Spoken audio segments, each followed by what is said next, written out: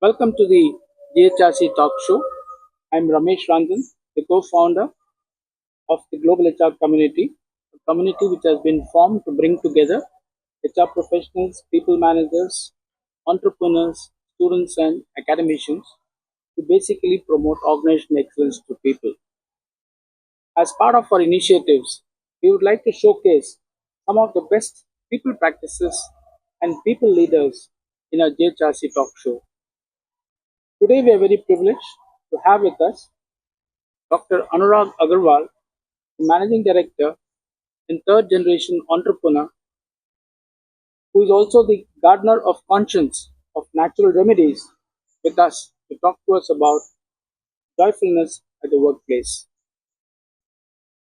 We spend 50% of our lifetime at the workplace, and during that period, we spend more than two-thirds of our time at office. If a workplace is not happy, if it's not a source of fun, life becomes miserable and lead to stress. But what is happiness? For many, happiness is a fleeting moment of pleasure. It's a momentary pleasure. But how can I sustain it over a long period of time is what we will be discussing today with Anurag on what joyfulness is all about, especially at the workplace. A little bit about Anurag and his company. Anurag Agrawal is, as I said, a third generation entrepreneur who is the taken the mantle from his father and his grandparents to build a big empire in the field of animal health. He is the managing director of Natural Remedies, one of the pioneers in the field of animal health, especially using natural products, which is what differentiates them from competition. Of course, in recent times, they've also forayed into the human health using natural products. But what stands out, Natural Remedies, in this competitive market is their leadership in the area of animal health. And I've known Mr. Anurag for the last 30 years. I've been privileged to be working in this company under his leadership almost 30 years back. And the fact that we still maintain relationship and friendship is testimony to the respect that I have to the people practices and especially the leadership of Mr. Anurag Agarwal.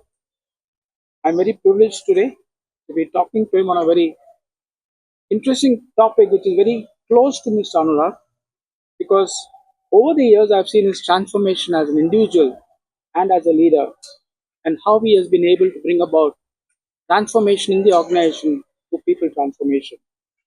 And he is one of the pioneers in this area of joyfulness. And we are very privileged to talk to him to know more about what joyfulness can be at the workplace. Anurag, thank you for taking your time off your busy schedule and coming on this show. And we look forward to some very interesting deliberations with you over the next half an hour. Thank you, Ranjan. Thank you so much for giving me this privilege to talk to your HR community on this subject, which actually all human beings or all living beings exist to be happy or joyful. But as you rightly said, that the joyful moments are few and it kind of transitory or temporary for us. And over the last almost 12, 13 years, I have done deep thoughts on how and why is it the reality for most human beings. And I have something to share, which I'll be very glad to share as we progress through this particular conversation. And happy to share my thoughts, happy to share what we are doing at Natural Remedies and how it has created an environment which, in my opinion, is uh, is very good, since we are both Great Place to Work certified institution and also a Happiest Place to Work certified institution. So both these certificates are there with us as a part of confirmation that what practices we are trying to bring into our institution are having positive effect on the lives of people. Very interesting to find that a great place can also be a happy place to work, because many times I find that great place to work is not necessarily that people are happy working over there. So Anurag, let me first start by talking to you about our understanding of happiness and joyfulness. In my opinion, happiness is temporary, as you rightly said, whereas joyfulness is more sustainable. So, can you just help us to understand what exactly is joyfulness, especially in the context of mindful of happiness? While you may try to distinguish between the joyfulness and happiness, to me, I describe it as feeling good or not feeling good. So, if we are feeling good inside, you call it happiness, you call it joyfulness. I use them as synonyms. What's important is it transitory or it is sustainable? Right. So that's what is very vital to us. And my own deeper reflection on this particular aspect has given me some insights of till the time we are dependent externally to feel good. For example, if you praise me, I feel good. And if you say something bad to me, I may feel bad. What that actually means is that you have the power by your words to make me feel good or bad. My own understanding is that till the time human beings are externally dependent, like you go on a holiday to feel good, or you drink in the evening to feel good, or you need to be among the friends to feel good, that means you are not independent of feeling good. You are dependent on something positive happening in your environment, in your surroundings, in your life, which will help you to feel good. And till the time that's the reality, then it will always remain transitory, because what happens in your environment is beyond your control. Very often it is influenced by many, many factors. And that's the reality of life. Very interesting. So, as you rightly said, that how do we react to extraneous influences, and how do we take that, and then how do we uh, control our emotions? Is what you think joyfulness. All I meant was that when it's a fleeting, temporary moment, it's happiness, whereas it's sustainable over a long period of time, we call it a joyful. Everybody in this world wants to be happy and joyful. It's not easy. And as you rightly said, there are a lot of extraneous circumstances which most of us determines our happiness. How do we ensure that, or is there a process by which we can attain happiness over a period of time and convert to joyful? With my own journey of life, now I'm 62, almost 43 years of my professional life, I've recognized that if you really want to be joyful and sustaining your happiness over a long period of time, then you need to develop or create an understanding that you can create it inside you when, as and when you wish to do that. So I was introduced to this practice called as Vipassana, or you can say it's a practice of meditation. And what I learned in this whole process is that when you sit within yourself and you focus on your breath, you reach a stage of that concentration. We call it samadhi. In that stage of concentration, you gain power to relax your cellular system. Ranjan, as you are already aware, that each human being is made with trillions of cells. Right. And what happens is that these cells, which are part of us, get disturbed when we experience stressful or undesirable events or undesirable surroundings in our life. Right. Now, these stressful events or let's say disturbed events has an impact on our cells. And these cells basically feel the uneasiness in them. So, if you are not able to take your cells to a relaxed state at a very regular interval, it means that you are then not taking your system, internal system, to a joyful state.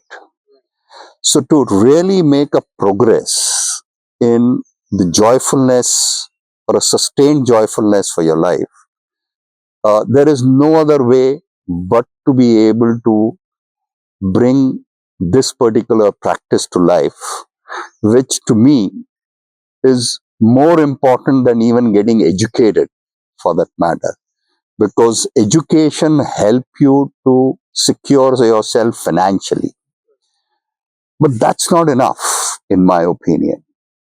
Apart from yourself securing financially to yourself, you need to secure your joyfulness and happiness in life.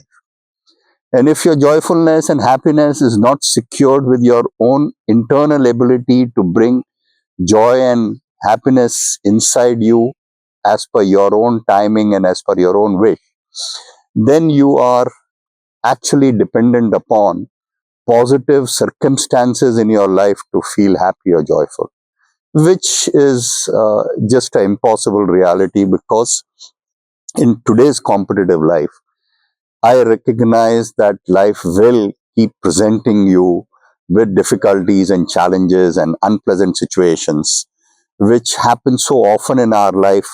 Right throughout day, you will experience so many unpleasant situations that you are at mercy of your circumstances, which is not a very good reality for us as a human being. So that's my understanding towards that.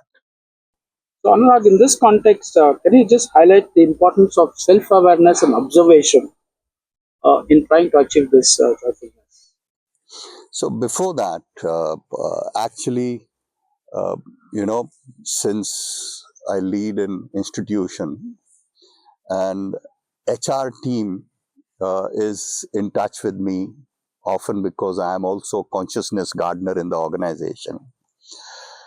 So what I recognize that the HR people feel extremely frustrated many times because they are like a punching bag for everybody in the institution, and they are trying to create all the time balance between the various stakeholders of the enterprise, and they get sandwiched.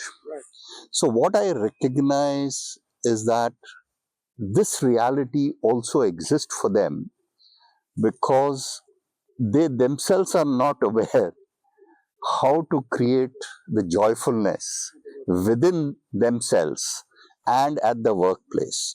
So they are also exposed to like any other human being, are rather more exposed than any other human being, because they have been constantly bombarded by every stakeholder within the enterprise. And whenever people are not feeling good in their life, HR people are the ones they go to, or if they have a trouble in the organization or they are unhappy with something, it's the HR people who are to deal with them.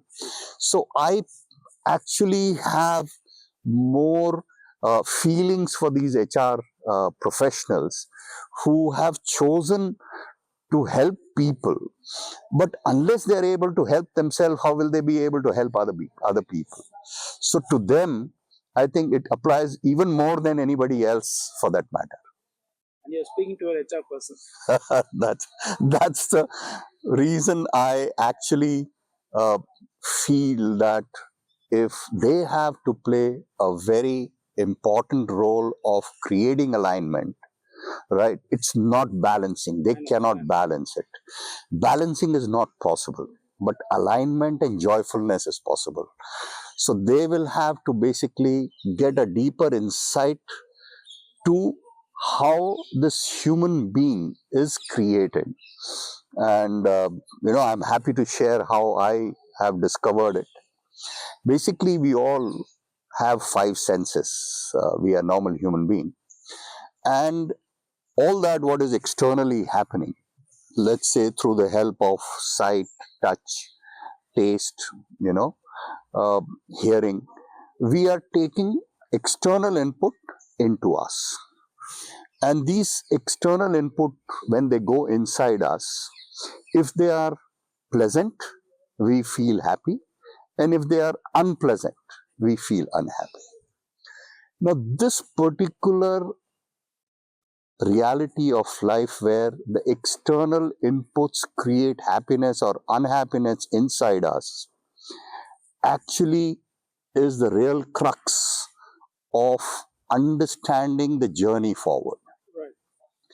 So, if we are feeling that the input which has been received by us is creating that happiness or unhappiness, then we are wrong. Right. Actually, what is coming from outside is only an input. What gets classified as that it is good or not good is inside us. Right. So the feelings are created inside us and we are creating that feeling. Till the time we don't understand the science and we don't understand this aspect that we are the ones who are creating the feelings, these feelings are getting created inside our body. Right. And if it is inside our body, then who else other than we who can create? The outside reality is only a stimulus or only a situation which is sending input to us. So, what really happens, this body has been made for the purpose of survival. And in the creation of the human body is all the time reacting to the external situation to protect itself. But in today's life, protection while it is needed, but our life is not a threat all the time. So, what we need to understand the limitations of these reactions, how the nature has created us. And if we don't understand the nature of this reaction and we keep holding the external environment responsible for how we feel, then we are in a trap. I feel that we are in a trap. It's in a more crude words, it's a kind of a slavery to stimulus. Slavery to stimulus. Very powerful. Anurag, can you tell us a little about observation? The power of observation, what observation is, and how do we practice it? How do we master that? Right. So what really happens in the process of your journey where you want to come out of this particular uh, dependence or slavery or whatever word we want to use it, what we need to do is to cultivate an ability to observe how you are feeling. So whenever any event happens, whenever any situation happens which is making you feel good or bad, either which way, recognize that how you are feeling and bring awareness or observation to that feeling. And as you bring observation to that feeling, you recognize that you're feeling good or bad and it is happening inside you and you're the one who's creating it. So should it remain in the external reality or should you develop the control? So as you bring observation and you learn to observe without reactions, you slowly grow yourself beyond the reactions. The reactions are no longer happening automatically inside you because you have slowly trained yourself to, with the power of observation, just to observe how you are feeling, how these stimuluses are creating inside you, and you train yourself not to react. And as you train yourself not to react, the stimulus loses its power to create that reaction in you. So it's the training of observing without reaction is the progress you need to make through the process of meditation, which is done so beautifully in this 10-day Vipassana course. And you get very deep inside about the real nature as to how you have been created by nature. And to my own observation, it was a delight and surprise. While we are so diverse as human beings, but there is no diversity in reactions. All human beings are reacting both positively and negatively to the external stimulus. So there is complete consistency in terms of how we have been created and designed to react to the external realities. And unless we train ourselves, the progress can only be in the terms of financial means, that whatever position you become, the CEO or the entrepreneur, and you may have billions of dollars in your account, you are still vulnerable to the reactions of feeling good and bad based on the external reality. And to me, uh, then to be describing it a little more crudely, either there are poor slaves or there are rich slaves. So that's the only way I express, because I so strongly feel that this skill is a non-negotiable skill if you want to be happy and joyful in life. Can you share us a little bit of what Vipassana is all about? What's been your experience in this journey of people transformation and in pursuit of joyfulness? So basically, I was very fortunate that uh, a colleague of mine who worked with me introduced me to this practice almost some 12 years before. And first time when I went through that course, what I could experience by way of sensation in my body when I learned how to concentrate, that told me that there is something exceptional sitting in this particular practice, which I need to explore further. And obviously, when I did the first course, I had a limited, understanding of what it is capable of doing. But from then to now, I must have done more than 20 courses of 10 days. And with every course I go and do that, my insight to life uh, undergoes a deeper understanding. And therefore, I believe like that it's a gold mine or a mineral mine which has got infinite potential to provide you value. It's up to you how much time you are willing to spend in terms of learning that skill. And my life completely transformed from then to now.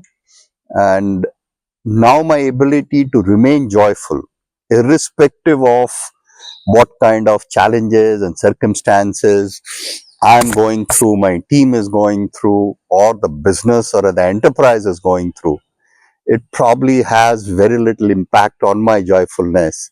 And I'm able to remain joyful and energetic throughout, feeling extremely good and happy about, uh, you know, this life called as human life. And I feel blessed, actually. Very interesting to know how you have used Vipassana to transform not only yourself, but also the people around you and the organization per se. That brings me to the next question. Sometime back, you said how HR has become the punching bag. How did you go about influencing others in this whole people transformation journey and make it like an organizational movement and a culture at Natural Remedies?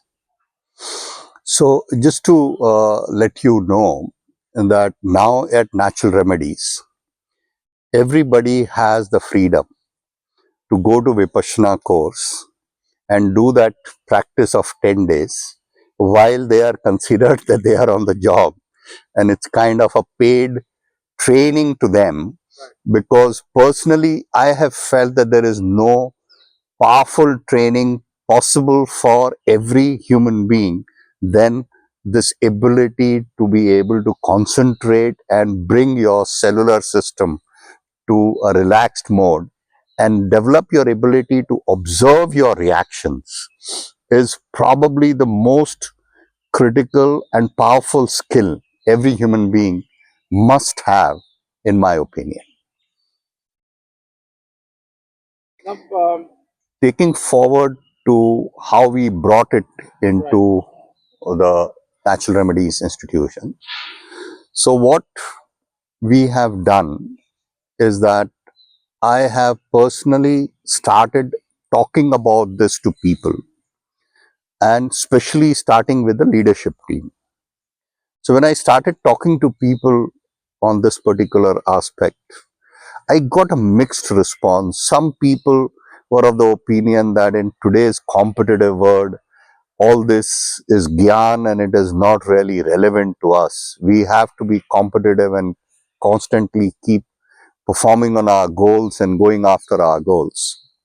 But what I have personally felt that while going after your goals and aiming high and putting your sincere efforts is a necessity, but for that you need energy. Every human being, every member of your team that needs that energy. And if they are going through these fluctuating energies because of the reactions which are happening in them, and they cannot maintain their positive energy, every now and then somebody or the other or some circumstances can make them feel bad, make them feel down, and they are fluctuating because they don't know how to maintain the internal energy and internal positivity within themselves, like most of us, then it becomes a difficult reality. So, as a process, now I have meetings of, we call it journey of empowerment, meetings with every team leader. And these team leaders have their small groups of 8 to 9 people, and they in turn carry that message and carry that interaction and insights to their own individual groups. So in this particular meetings, we basically discuss among ourselves what are the real issues people are experiencing, and then we basically debate and discuss as to how we can support them in dealing with the situations they are in.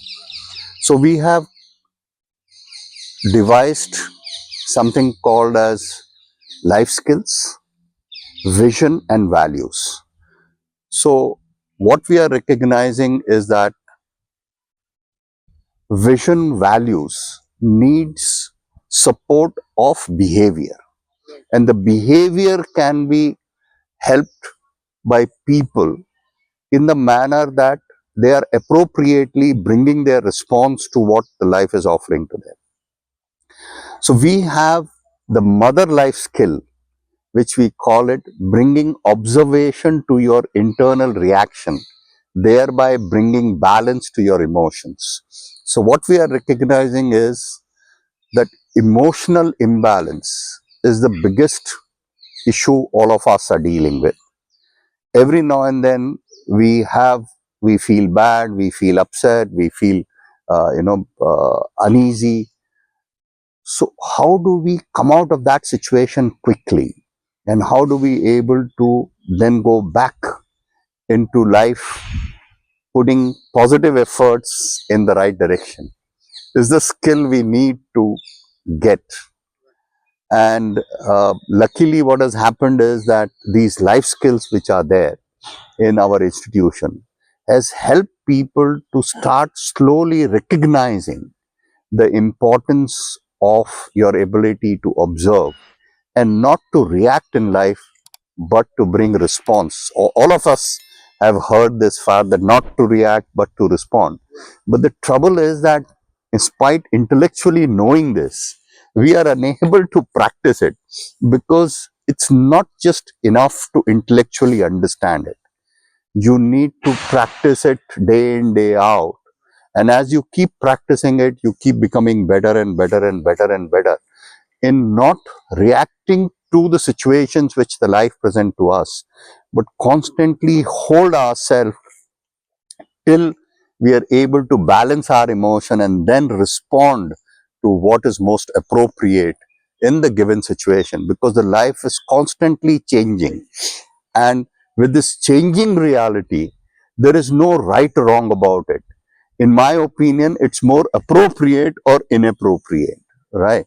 So if we are able to take a pause to the reaction and bring about an awareness, and then respond to what the life has offered us. So to me, even getting angry, if you're not burning inside, but you are choosing anger as a method to communicate a message, which is a thought over response of yours to create a proper intervention, may be a good thing. Very, very interesting, Anurag. In an age where most organizations are focused on commercialization and optimization of profits and other things, here we have a leader who is talking to us about optimization of human joyfulness and happiness.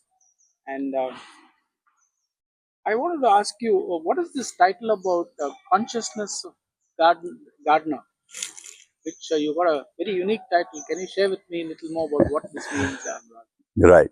So, what is happening is, like we all understand, a gardener is not a creator, it's a facilitator.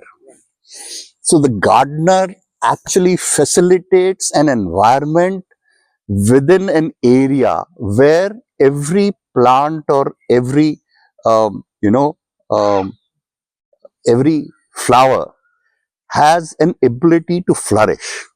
So I also feel that I cannot create happiness and joyfulness in people, but I can facilitate that by creating an environment in the enterprise which will help people to feel joyful and feel happy. But it is their efforts which are more critical than the gardener efforts to be able to blossom and to live and contribute joyfully. So therefore, I call myself as gardener. And the word consciousness is used because we realize that if we are conscious of what we are doing and why we are doing, right, then there is meaning to what we are trying to achieve in our life. So the consciousness is that power which every human being can have, where we are conscious of what we are doing, why we are doing, and then when we deploy our energy consciously, then the outcome which we get in our life is more towards what we have deployed our energy, and you are more in control of things because you are now consciously guiding your journey of life in a direction which is more joyful. Very thought provoking, Anurag. As we discussed some time back, this journey of joyfulness, I think we have just touched the tip of the iceberg. There's a lot that we need to unravel and to learn, and I think it's a big journey. It's something like peeling of an onion, and I think we have just started to peel the onion today. There are many more layers to go, and I'm sure with subsequent episodes we'll be able to peel and go much deeper into this journey of joyfulness at the workplace. Anurag, I just want to say thank you so much for some very insightful introduction to this whole concept of joyfulness at the workplace. And I'm sure we're going to have many more such deliberations to try and unravel what joyfulness really is, much akin to peeling an onion. Thank you so much, and it was great talking to you. Thank you, Ranjan. Thank you for giving me this opportunity. And to me, this is the most important subject which is very close to my heart. And when I see so much of struggle, so much of stress, so much of unhappiness in walks of people's life, and it looks like, in spite of having all materialistic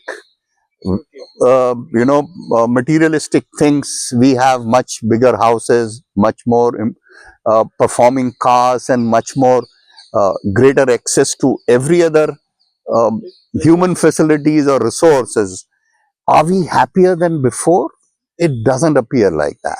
So it means that this journey has to transcend beyond just the material well-being or financial well-being. It has to go and find its roots into having peaceful inside, which every human need to discover and practice.